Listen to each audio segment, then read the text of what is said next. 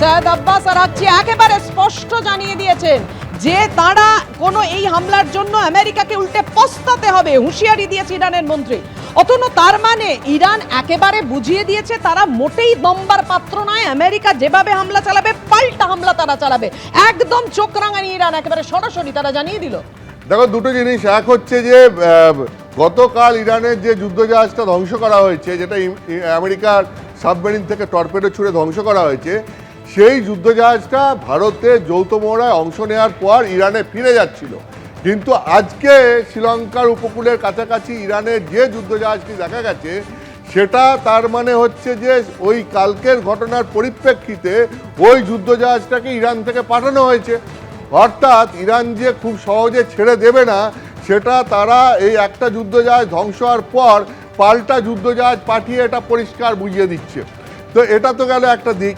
দ্বিতীয়ত হচ্ছে যেভাবে আমেরিকার প্রেসিডেন্ট ডোনাল্ড ট্রাম্প হুমকি দিয়েছিলেন ইরানকে, তাতে যেটা বোঝা যাচ্ছিল যে হয়তো এই যুদ্ধ আর মানে 2-3 দিনের মধ্যেই পুরো আমেরিকা এই যুদ্ধটাকে শেষ করে দেবে, ইরানকে দমিয়ে দেবে।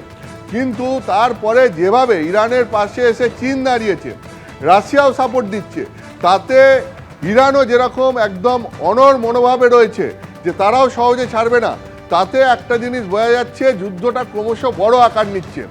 একদিকে ইসরায়েলের পাশে আমেরিকা, জার্মানি সহ অন্য দেশগুলো, আমেরিকার বন্ধু দেশগুলো দাঁড়াচ্ছে, সেই সঙ্গে সঙ্গে মধ্যপ্রাচ্যে সেখানে আমেরিকার বহু জায়গায় রীতিমতো ঘাঁটি রয়েছে, সেনা ঘাঁটি রয়েছে, সেটা কাতারে রয়েছে, সংযুক্ত আরব আমিরশাহিতে রয়েছে, সৌদি আরবে রয়েছে। অর্থাৎ এইগুলো সব হচ্ছে আমেরিকার বন্ধু দেশ। অন্যদিকে আবার ইরানকে চীন, রাশিয়া তারা সাপোর্ট করছে। ফলে ইরানও যে ক্রমশ মানে তাদের শক্তি বৃদ্ধি করছে এবং দমবার পাত্র নয় সেটা বুঝিয়ে দিচ্ছে। ফলে যুদ্ধ ক্রমশ বড় আকার নিতে পারে এরকম একটা আশঙ্কা রয়েছে। এবং যে ইরানের যেটা সবথেকে বেশি শক্তিশালী জায়গা, সেটা হচ্ছে ইরান প্রচুর পরিমাণ মিসাইল তৈরি করে রেখেছে। বলা হয় যে ইরানের মিসাইলের স্টক সেটা পৃথিবীর অন্যতম তিনটে দেশ যাদের সবথেকে বেশি মিসাইলের স্টক আছে, তাদের মধ্যে ইরান একটা। অর্থাৎ ইরানের হাতে প্রচুর মিসাইল আছে, যে মিসাইলগুলো তারা বিভিন্ন জায়গায় ছুটছে। আমরা দেখতে পাচ্ছি যে বিভিন্ন সময় বিভিন্ন জায়গায় ইরান এই আক্রমণগুলো চালাচ্ছে। এখন এই ইরান যে দমবার পাত্র নয় এবং তার হাতে যে প্রচুর অস্ত্রভাণ্ডার রয়েছে, সেটা ইতিমধ্যে ইরান বুঝিয়ে দিয়েছে। তার উপরে চীন এবং রাশিয়ার মতো দুটো শক্তিশালী দেশ যদি ইরানের পাশে এসে দাঁড়ায়, তাহলে পরে যে ইরান আরও শক্তিশালী হয়ে উঠবে এটা বলাই যায়। এবং তার উদাহরণস্বরূপ তুমি দেখো, হরমুজ প্রণালী, যেখান দিয়ে ভারতের ক্রুড অয়েলেরও 25% আসে, সেই হরমুজ প্রণালীতে ইরান নিষেধাজ্ঞা জারি করে দিয়েছে যে সেখান থেকে এখন রাশিয়া আর চীন ছাড়া অন্য কারো জাহাজ যেতে পারবে না। এবং গতকালই তারা 10টা এরকম জাহাজ যেগুলো ঢুকে পড়েছিল হরমুজ প্রণালীতে, যেগুলো রাশিয়া, চীন বা ইরানের নয়, সেগুলোতে তারা হামলা চালিয়ে বুঝিয়ে দিয়েছে যে হরমুজ প্রণালীর দখল তারা কাউকে দেবে না। ফলে এর প্রভাব সারা বিশ্বে তেলের বাজারে পড়তে বাধ্য। অর্থাৎ ইরান একদিকে চীন এবং রাশিয়ার সাপোর্ট যে নিচ্ছে, সেটা হরমুজ প্রণালীতে চীন এবং রাশিয়াকে ছাড়পত্র দেওয়ার মাধ্যমেই বুঝিয়ে দিয়েছে। অন্যদিকে চীন সরাসরি ইরানকে সাপোর্ট করে তার স্টেটমেন্ট দিয়েছে। ফলে ইরানও কিন্তু ক্রমশ চীন, রাশিয়ার সমর্থনে শক্তিশালী হয়ে উঠছে, যেরকম ইসরায়েল আমেরিকার সরাসরি সাপোর্টে শক্তিশালী হয়ে উঠেছে।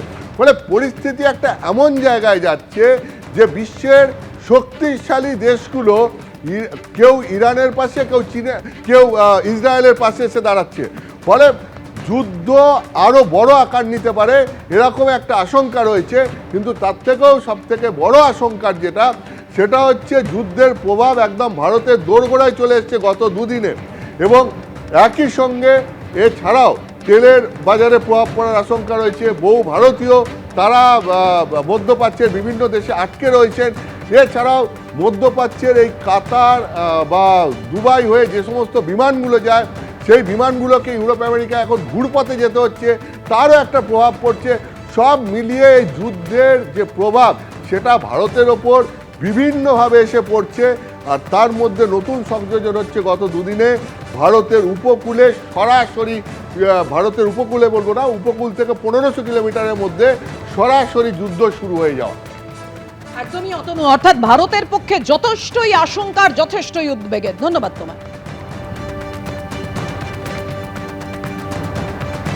আর একদিকে আমেরিকা ইসরায়েলের হামলা আর অন্যদিকে ইরানের চোখ রাঙানি কিন্তু অব্যাহত। আর এরই মধ্যে একেবারে সেই যুদ্ধের আঁচ এসে পৌঁছলো ভারতের দোরগোড়ায়। কারণ ঠিক যে জায়গায় ইরানের যুদ্ধজাহাজে হামলা চালানো হয়েছে সেটা কন্যাকুমারী থেকে 1565 কিলোমিটার দূরে, এবং এই হামলায় জাহাজে থাকা অন্তত 87 জনের মৃত্যু হয়েছে। ডুবন্ত ইরানের যুদ্ধজাহাজ থেকে 32 জনকে উদ্ধারও করা হয়েছে। তবে এখনো সমুদ্রে নিখোঁজ 60 জনের বেশি ইরানের সৈনিক। ভারত থেকে ফেরার পথে যুদ্ধজাহাজ আইরিশ ডেনাকে ডুবিয়ে দিয়েছে আমেরিকার সাবমেরিন।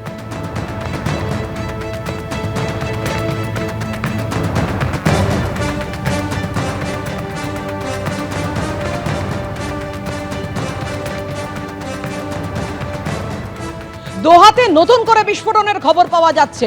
বুঝতেই পারছেন গোটা শহরে কিভাবে আতঙ্ক ছড়িয়ে পড়েছে। দোহায় আমেরিকার দূতাবাসে হামলার আশঙ্কা, যার ফলে খালি করা হয়েছে আশেপাশের বহুতল। ইসরায়েলের ওপর একেবারে অল আউট অ্যাটাক ইরানের। ইসরায়েলের ওপর ব্যালিস্টিক মিসাইল ছুড়ল Iran. Jerusalem, central Israel, west ব্যাংকে শোনা যাচ্ছে সাইরেনের শব্দ। ইসরায়েলের তেল আভিভে হামলার আশঙ্কায় রেড অ্যালার্ট জারি করা হয়েছে।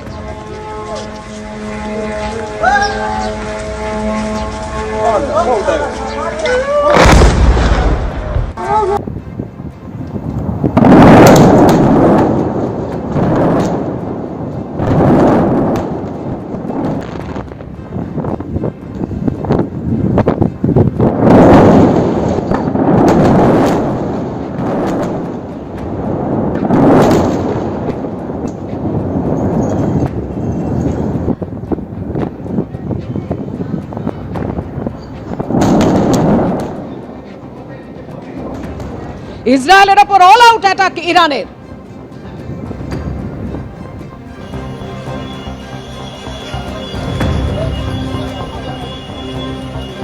দোহাতে নতুন করে বিস্ফোরণ, আতঙ্ক ছড়িয়েছে শহরে।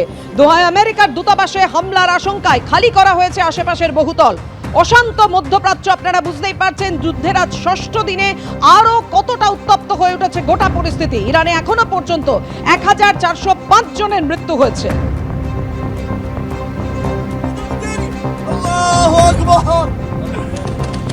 روح روح بص بص بص بص بص بص بص بص بص بص بعدين عن السيارات بس الله اكبر هاي الضربه هلا ضربوها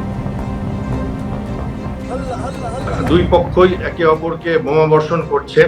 একদিকে আমেরিকা থেকে থেকে হুঙ্কার ছাড়ছে যে আমরা দেখে নেব, ইসরায়েলও শেষ দেখার কথা বলছে, এবং ইরান অপেক্ষাকৃতভাবে একটু মিলিটারিলি সামরিকভাবে কমজোর হলেও তারাও কিন্তু কোথাও একটুখানি ভূমি ছাড়তে রাজি নয়। যেটা আজকে সকালে ইউক্রেন বলেছে যে আমাদের কাছে অ্যান্টি ড্রোন আছে, ইরানের যত ড্রোন আছে আমরা নামিয়ে দিতে পারি। তো অবভিয়াসলি রাশিয়া ইরানকে সাপোর্ট করছে, তো ইউক্রেন ইরান বিরোধী শক্তিকে সাপোর্ট করছে। অস্ট্রেলিয়া আজকে যুদ্ধে যোগ দেওয়ার কথা বলেছে। কানাডা গতকাল অবধি বলেছিল আমরা এই যুদ্ধে নেই, আজকে বলেছে না, হয়তো আমরা এই যুদ্ধকে এড়াতে পারবো না।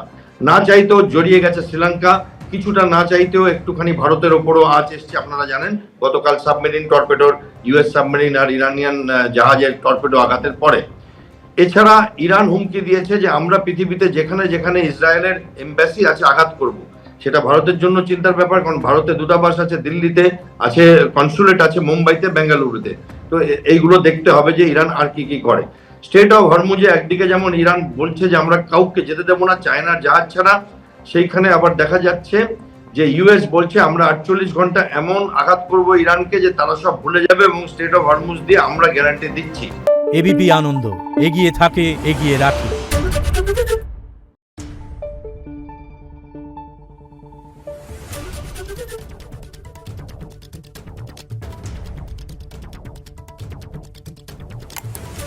Thank you.